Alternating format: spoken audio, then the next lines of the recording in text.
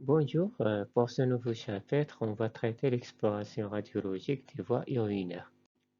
Pour les principales cibles d'apprentissage, il y a un rappel des connaissances en anatomie du système urinaire, la description des techniques radiologiques, l'analyse des critères de réussite, l'identification des pathologies les plus fréquentes, le choix de la technique et la radioanatomie. Bien sûr, pour la radioanatomie, soit normale ou pathologique, la justification du choix de la technique, ils seront traités dans la science en classe, à travers des activités d'apprentissage comme les études de cas, les travaux de groupe et la lecture des images. Pour le contenu, c'est presque le même plan, soit pour les vies ou bien les sujets. Après le rappel anatomique, il y a le matériel utilisé, les indications et contre-indications, la préparation des patients, la technique et des remarques ou bien des précautions à prendre en considération. Concernant le rappel anatomique, il s'agit d'un schéma ou bien d'une coupe longitudinale des reins. On a le bord interne qui est concave. Dans sa partie centrale, il y a le hile qui permet le passage de l'artère et les vaisseaux rénaux, c'est-à-dire l'artère rénale et la veine rénale. Et puis, il y a un bord qui est externe, convexe, une région externe, latérale, c'est la région corticale ou bien le cortex, et une région centrale, interne, c'est le médulla ou bien la région médulaire. Il y a bien sûr les pyramides mal pliées. À la base de chaque pyramide mal pliée, il est lié avec les petites calices. Les petites calices se réunissent pour former les grandes calices et aussi les grandes calices vont former le bassinet et par conséquent il y a l'urtère. Les deux reins sont des organes rétropéritonéaux, c'est-à-dire qu'ils se retrouvent en arrière du péritoine. Pour les dimensions, c'est 2 cm de hauteur, 6 cm de largeur, 3 cm d'épaisseur et environ 150 grammes. Ils sont entourés d'une couche graisseuse qui permet la visualisation du contour bien les embryons. La hauteur normale d'un rein est de 3,5 vertèbres. Le pôle supérieur des reins droit est situé au niveau du corps des D12 et le pôle gauche en regard entre D11 et D12. Les reins sont surmontés par la glande surrénale. Le rein comprend bien sûr deux faces antérieure et postérieure et deux bords interne et externe. Le rein gauche est en rapport en haut avec la rate et en avant avec le pancréas et le côlon. Alors pour le rein droit est situé sur le foie et en arrière du côlon transverse, bien sûr en relation avec l'angle colique droite ou bien l'angle colique hépatique. Les urtères sont au nombre de deux. Ils naissent de la partie inférieure du bassinet, se rapprochent des rachis lombaires, puis s'écartent en regard de la partie haute du sacrum, puis plongent dans la vessie en se rapprochant l'un de l'autre. Les orifices urétéraux situés au niveau de la partie postérieure inférieure de la vessie sont distants l'un de l'autre de 2,5 cm. Concernant la vessie, il est extrapéritonéal, recouverte par le péritoine en arrière. Chez l'homme, la prostate et le rectum constituent des rapports importants en arrière, alors pour la femme, le vagin qui constitue un rapport important en arrière. La vessie pleine contient environ 400 à 500 millilitres. La vessie séparée de l'urètre par le col vésical, l'ensemble des orifices urétéraux et le col constitué ce qu'on appelle le trigone vésical. Pour l'urètre, chez la femme, il est court seulement 5 cm. Il a un rapport important avec le vagin situé immédiatement au-dessus de lui.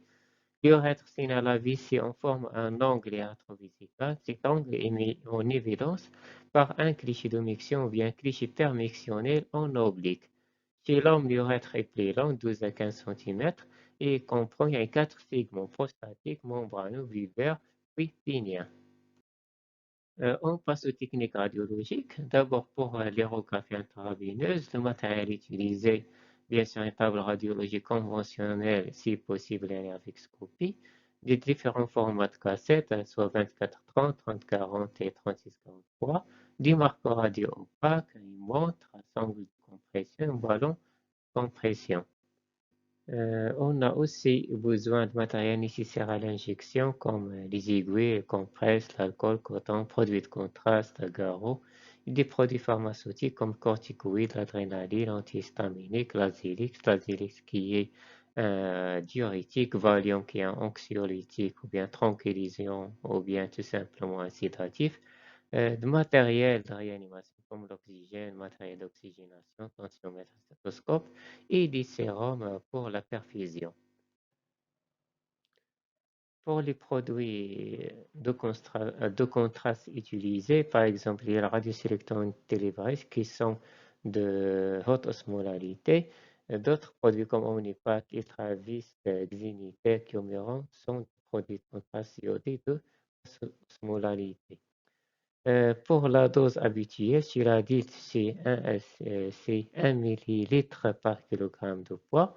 Pour les enfants, par exemple, au-dessus de 3 kg, la dose habituelle est 3 millilitres par kilogramme de poids. À partir de 3 kg, c'est 1 millilitre par kilogramme de poids plus 6 millilitres. À partir de 20 kg, c'est la dose habituelle qui est 1 millilitre par kilogramme de poids. Et pour l'insuffisance rénale, on doit multiplier la dose par 2.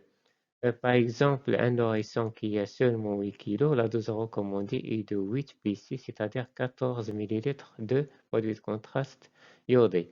Chez l'insuffisance rénale, dans certains référentiels, ils recommandent de minimiser la dose et d'utiliser des produits de contraste de basse osmolarité. Bien sûr, avant de faire l'injection d'iode, c'est obligatoire de faire l'interrogatoire. On demande au patient s'il a déjà reçu une injection d'iode, s'il n'a pas d'asthmatique, s'il n'a pas de rhinite allergique, s'il n'a pas d'eczéma, s'il ne fait pas d'urticaire envers certains aliments ou bien médicaments, certains aliments comme les œufs, le poisson, chocolat, fraises, ou bien médicaments comme la pénicilline. Si le patient est allergique, il faut faire une prémédication anti-allergique à base d'antihistaminiques et de corticoïdes. Euh, pour les indications de cet examen, il y a toutes les pathologies organiques, les litières des voies urinaires, tumeurs des voies urinaires, les maturés, les malformations, la recherche des tumeurs primitives, les douleurs abdominales, pathologies physico-rétrales et les masses extra-urinaires. Pour les contre-indications, principalement il y a l'insuffisance hépatorénale grave, la cardiopathie décompensée sévère, les antécédents de réaction à l'iode animal car il y a la prémédication et la grossesse. Pour la préparation des patients, dans les jours qui précèdent l'examen, il faut supprimer tous les médicaments pacifiants, s'assurer que le patient n'a pas reçu récemment un examen radiologique barité. Barité, c'est en relation avec la barite, qui est un produit de contraste utilisé pour explorer le type digestif. Il faut aussi déconseiller les féculents. Les féculents qui sont comme le pain et des aliments à base d'urée, du blé et de maïs, les boissons gazeuses et aussi les aliments fermentés. Il y a 12 jours à 3 jours avant l'examen. Chez les patients grands constipés, il faut donner un laxatif la veille de l'examen. Aussi, chez la femme de jeune en âge de procréer, l'examen doit être réalisé au cours de la première partie du cycle. Le patient doit se présenter à jeun le matin de l'examen. Il faut vérifier aussi le taux d'urée et de créatinine qui sont des indicateurs importants de la fonction rénale. Pour la technique, on commence par la réalisation d'un ASP sur une cassette 3643. L'intérêt de l'ASP avant l'injection, c'est de voir s'il y a des opacités anormales qui risquent d'être noyées dans l'urine opaque, de bien régler les constantes et de vérifier la préparation des patients. Si le patient est mal préparé, on reporte l'examen. Parfois, on fait des obliques localisés sans préparation pour localiser ou dégager une opacité qui se projette sur l'arbre urinaire. Le patient qui présente une immaturée et qui suspecte d'une bilharziose doit bénéficier d'un cliché localisé sur la vessie pleine sans préparation. Par exemple, pour cette image, c'est un calcul coralliforme. Si on injecte le produit de contraste sans faire l'ASP, c'est difficile de différencier entre ce calcul et le produit de contraste. Oui, on fait une de patient avant l'injection. On fait l'injection intraveineuse d'un produit de contraste hydrosoluble. L'injection doit être rapide. L'examen comprend 2 temps et parfois il faut prendre un cliché au cours de la deuxième, bien troisième minute pour juger la symétrie d'élimination. Pour l'étude des hauts appareils, le rein et les uretères, le premier cliché sera prêt à la cinquième minute du début de l'injection sur un KC3643 qui doit prendre la totalité de la cavité abdominale jusqu'à la symphyse pubienne. À ce moment, les cavités pilocalicielles doivent être opacifiées, l'urine opacifiée doit se trouver au niveau des uretères, une petite quantité d'urine opacifiée se loge au niveau de la fossette rétro-trigonale. C'est une répétition bien sûr partielle. En plus, ce cliché est destiné à voir si les deux reins éliminent. Il y a bien sûr une possibilité d'élimination, bien possibilité d'un retard d'élimination uni ou bien bilatéral. Le deuxième cliché sera prêt à la 10e minute. À ce moment, la réplétion des cavités pilocalicielles doivent être complètes. On juge également la réplétion des uretères et de l'AVC. En plus, ce cliché doit être vu avant de poursuivre l'examen. Un autre cliché de compression, mais si les cavités pilocalicielles sont mal remplies, si c'est-à-dire conditionnelles, c'est-à-dire que ce n'est pas systématique. Si les cavités pilocalicielles sont mal remplies, il faudra alors placer une compression irrétérale. La compression doit être suffisante et non exagérée, c'est-à-dire non douloureuse et doit être dosée. Après un temps qui est variable entre 3 à 6 minutes, on réalise un cliché localisé sur les reins, sur un cassé de 24-30 centré à 4 travers de doigts au-dessous de l'appendice xiphoïde. Puis un cliché de décompression. Lorsque la compression est jugée suffisante, on décomprimera et on fera éventuellement un cliché de décompression. On fera si nécessaire des obliques sur les uretères, sur l'ensemble, plus des clichés tardifs en cas de retard d'élimination. Bien sûr, il ne faut pas tarder entre l'enlèvement de la compression et la prise des clichés pour bien voir le passage du produit de contraste dans les deux uretères. Deux clichés normaux d'IV qui montrent la réplétion des cavités pilocaliciennes, lombaires, rénales, les deux uretères avec une réplétion partielle de la vessie. Puis on passe à l'étude des bas appareils, c'est-à-dire la vessie et l'urètre. Et si après l'étude de notre appareil, le patient doit libérer la table, il doit manger pour éviter un éventuel accident hypoglycémique, il doit prendre aussi 2 à 3 grands verres d'eau. On le reprendra lorsqu'il aura envie d'uriner. On pratiquera à ce moment des clichés prémictionnels, des clichés mictionnels ou bien permictionnels et des clichés post-mictionnels. Pour les clichés prémictionnels, on les réalise sur une cassette 24-30 sur la VC, de face, profil et parfois oblique. Pour les clichés permictionnels ou bien mictionnels, c'est lorsque le renseignement clinique oriente vers une pathologie arthroprostatique chez l'homme, c'est-à-dire que c'est pas un cliché systématique. Ils ont réalisé soit un décuisse dorsale oblique ou debout sur une cassette 24-30 centrée sur la vessie du l'urètre au milieu de la symphyse pubienne. Les clichés seront prêts en pleine miction. On dit aux patients d'arrêter, puis on prend deuxième ou bien troisième cliché.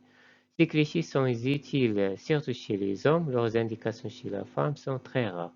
Puis un cliché post-mictionnel ou bien vessie vide, le patient est envoyé à la toilette pour vider complètement sa vessie, puis il le reprend pour tirer un cliché sur la vessie, toujours sur un cliché 24-30 pour évaluer le résidus post-mictionnel. Des remarques à les prendre en considération pour cet examen. D'abord, pour les indications de compression et de la tuberculose urinaire, les images d'addition calicielle et les cavités pilocalicielles sont mal remplies. La compression rétérale est contre-indiquée en cas d'un malade ou bien un patient porteur d'anévrisme de la voûte abdominale. L'anévrisme, c'est la dilatation de la voûte. Chez les patients récemment opérés, en cas d'un traumatisme récent de l'abdomen, au cours de la colite néphrétique récente. S'il existe absence ou bien retard d'élimination, on remplace la compression par la position des clives.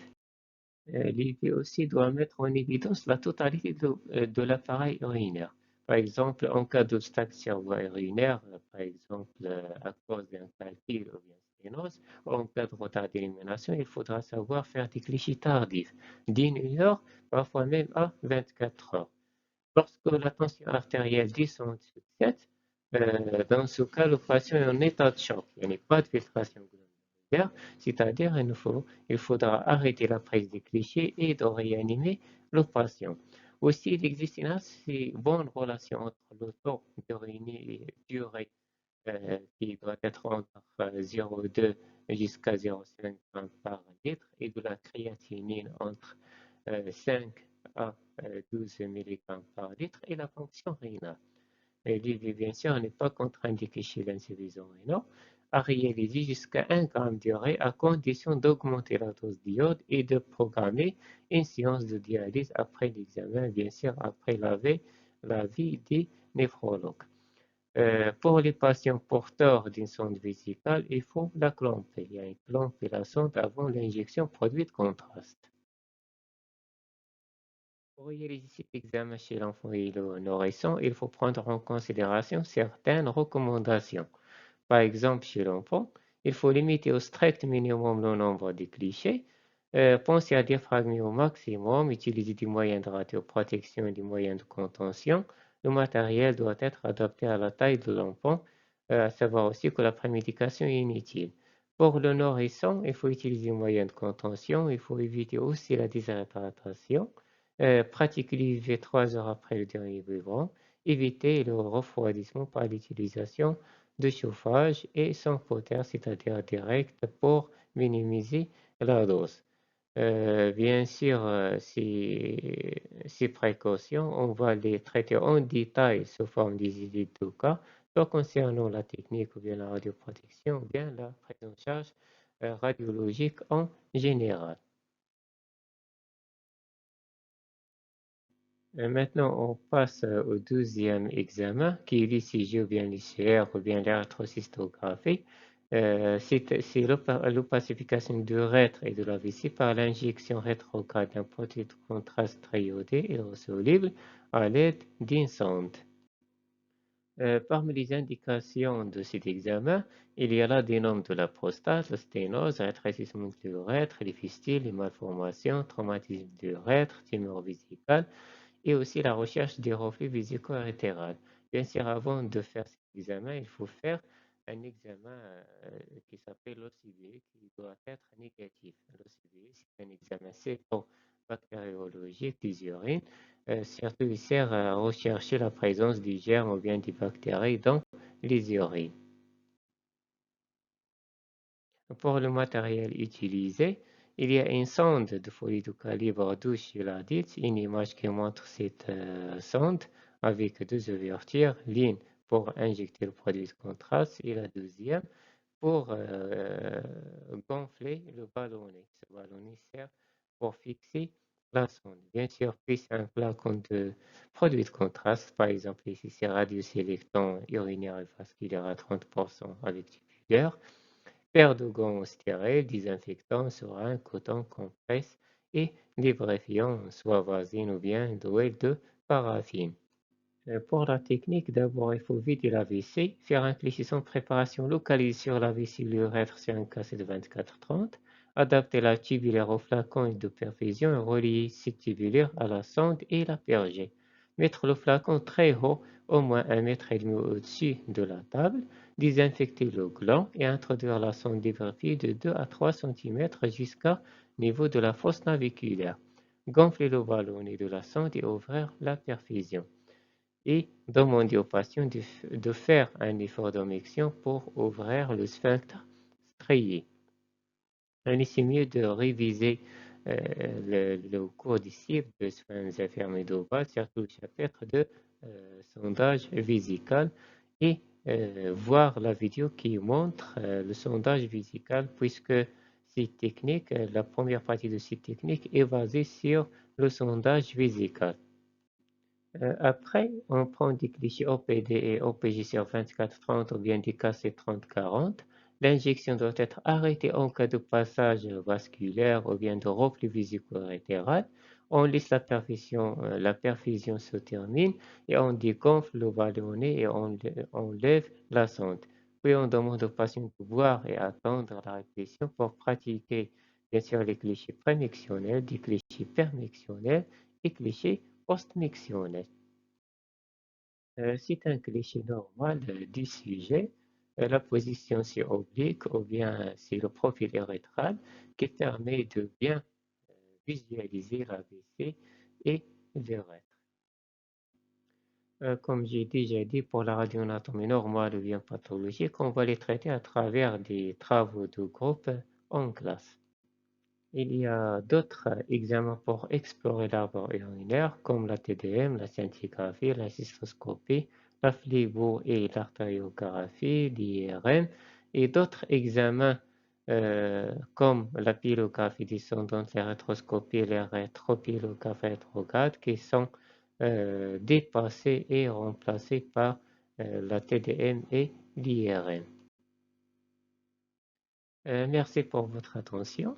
S'il y a des questions ou bien des remarques, n'hésitez pas à les poser dans la plateforme pour les traiter dans la séance en classe.